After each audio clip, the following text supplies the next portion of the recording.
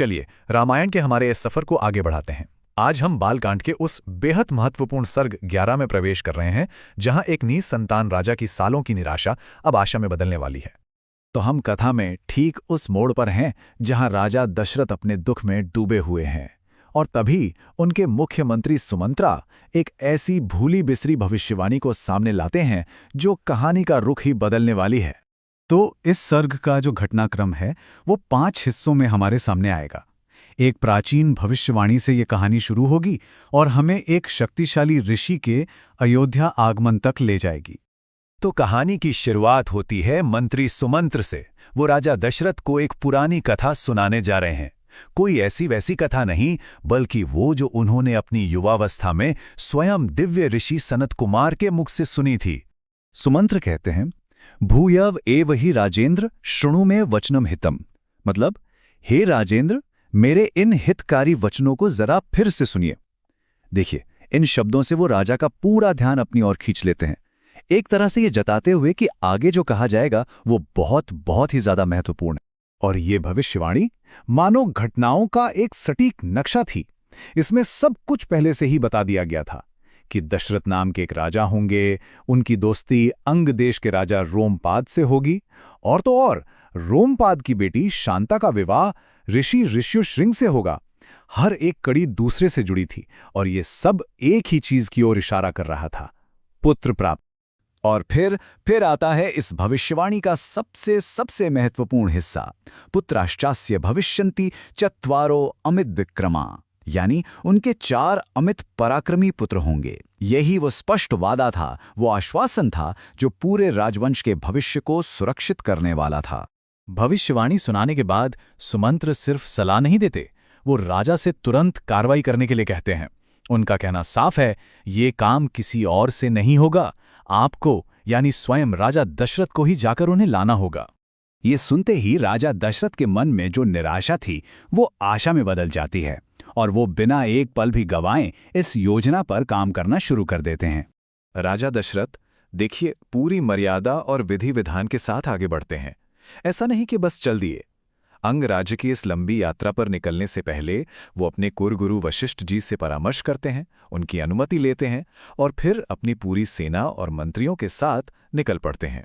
और जैसे ही वो अंगराज्य पहुंचते हैं, उनकी नज़र ठीक उसी तेजस्वी ऋषि पर पड़ती है जिनका जिक्र भविष्यवाणी में था। अब मंच तैयार था, एक ऐसे निवेदन के लिए जो सिर्फ राजनैतिक नहीं बल्कि उनके जीवन का सबसे बड़ा, सबसे व्यक्तिगत अनुरोध होने वाला था। रामायण में ऋषि का वर्णन बहुत ही सुंदर ढंग से किया गया है। दीप्यमानम एवानलम, यानी प्रज्वलित अग्नि के समान तेजस्वी। इस एक शब्द से ही वाल्मीकि जी हमें ऋषि की अपार आध्यात्मिक शक्ति का अंदाजा दे देते हैं। दशरथ समझ जाते हैं कि वो सही जगह, सही व्यक्ति के पास पहुंचे। तो जैसा भविष्यवाणी में कहा गया था, दोनों राजा बड़े ही प्यार और खुशी से मिलते हैं। उनकी ये मुलाकात 2 मजबूत स्तंभों पर टिकी थी।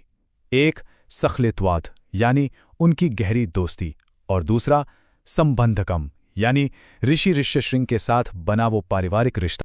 कुछ दिन वहां अतिथि बनकर रहने के बाद राजा दशरथ अपना निवेदन सामने रखते हैं। वो कहते हैं, शांता तव सुता राजन सह भर्त्रा मदीय नगरम यातु। इसका अर्थ है, हे राजन, आपकी पुत्री शांता अपने पति के साथ मेरे नगर चलें, क्योंकि एक बहुत ही बड़ा, एक महान कार्य सामने है।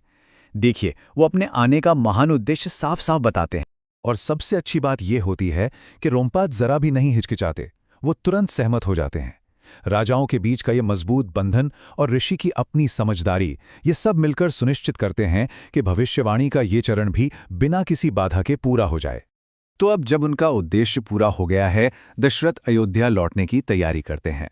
लेकिन वो अपने इन खास मेहमानों के पहुंचने से पहले ही तेज दूतों से आगे संदेश भिजवा देते हैं कि राजधानी में स्वागत की जबरदस्त तैयारी की जाए। और शाही आदेश क्या था? यही कि पूरे नगर को तुरंत सजाया जाए, हर गली को धूप से सुगंधित किया जाए, साफ सफाई हो और चारों तरफ पताकाएं लहराएं।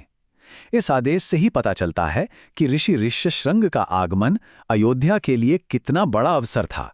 ये दृश्य सोचकर देखिए कितना शक्तिशाली है।